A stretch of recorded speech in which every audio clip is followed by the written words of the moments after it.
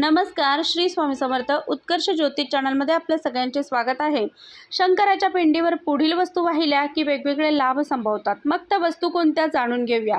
शंकराच्या पिंडीवर जव वाहिल्यास सर्व समस्या दूर होण्यास मदत होते. शंकराच्या पिंडीवर तांदूळ वाहिल्यास धनसंपत्तीची प्राप्ती होते. शंकराच्या पिंडीवर गहू वाहिल्यास सुयोग्य पुत्राची प्राप्ती होते.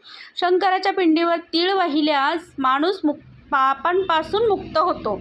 शंकराच्या पिंडीवर जल अर्थातच पाणी अर्पण केल्यास परिवारातील एखाद्या व्यक्तीला जर ताप आला असेल तर त्याचा ताप बरा होतो. दूध आणि साखर मिक्स करून वाहिल्यास मुलांची बुद्धिमत्ता तेज होते.